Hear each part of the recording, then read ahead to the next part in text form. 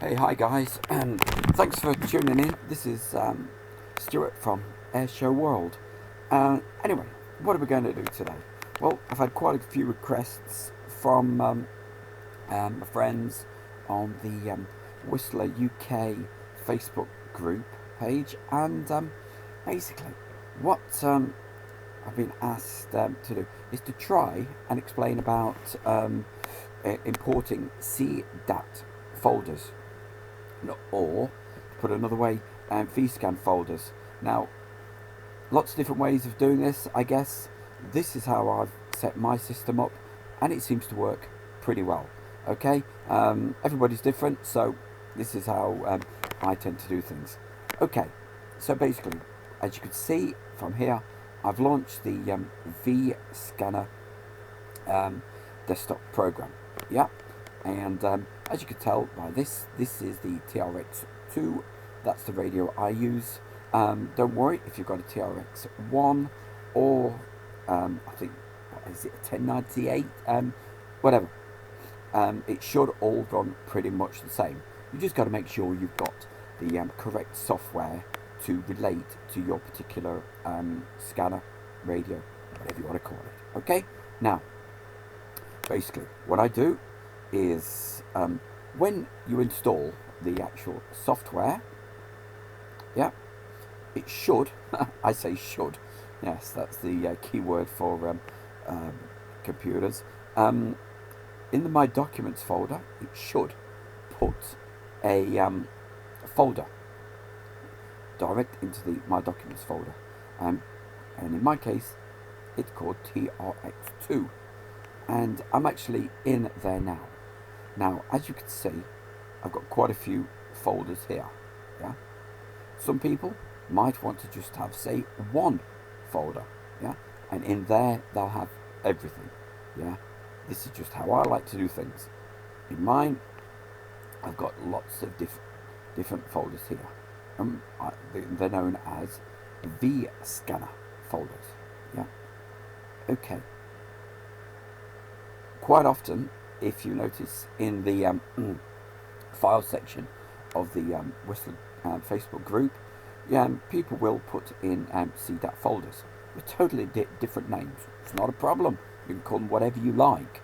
Yes, but for me, I like to have them numbered like this, and you will see the reason why I've got them numbered like Cdat_VS.001 right up to 17. Okay, you'll see why I have done that in a second.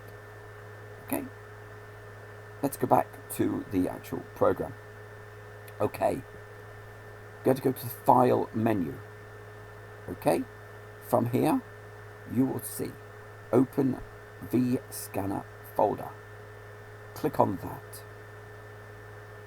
Now, as you can see, the reason why I've given them the names how they were is because they're all listed. 1, 2, 3, 4, 5, 6. By the way, up to 17. And number 17, that's one I just created just a few minutes ago. Now, you'll notice all of the other ones have got a description. 17 has no description. I'll show you how to fix that. Okay. Also, notice this little tick box here.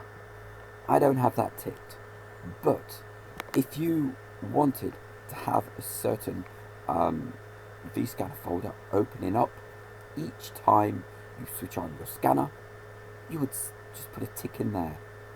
I don't want to do that because I want to choose from the actual radio what I want to launch when I switch it on and off. Okay, it should always launch when you switch on your scanner the last used vScanner folder.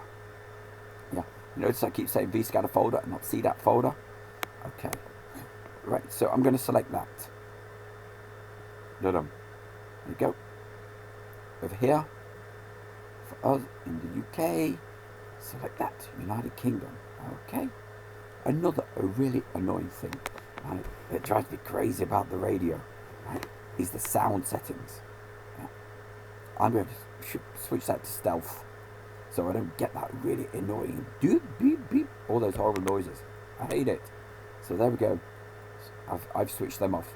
Personal preference, you set them up however you want to. But if you want to do it quickly, and you don't want the annoying beeps, you can do it via the radio in the menu settings.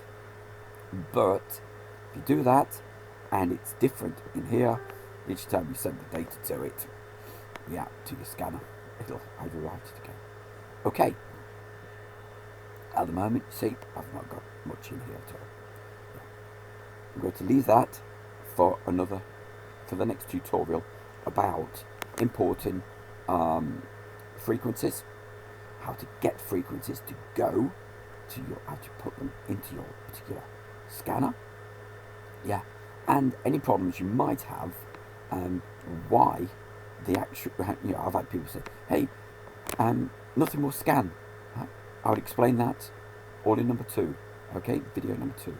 Right, the last thing that I'm going to show you about vScanner folders is I'm going to go to File. And you remember I was just talking about setting the description. Click on that. Okay, brings up this box.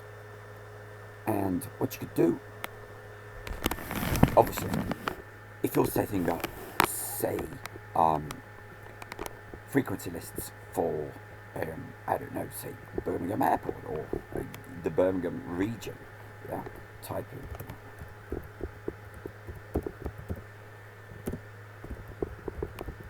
There you go. Whatever makes sense to you, nothing.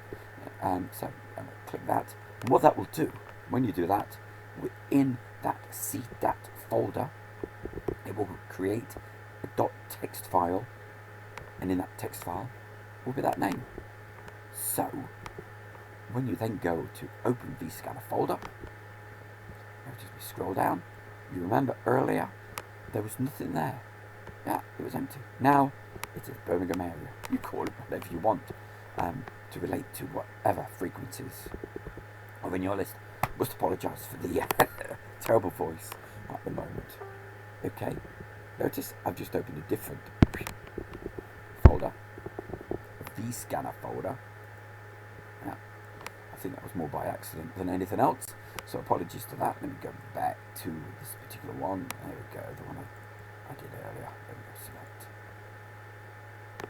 Okay, at the moment, I haven't named any scan lists. And the frequencies are, there's just a few that I'll explain how to do all those in the next tutorial.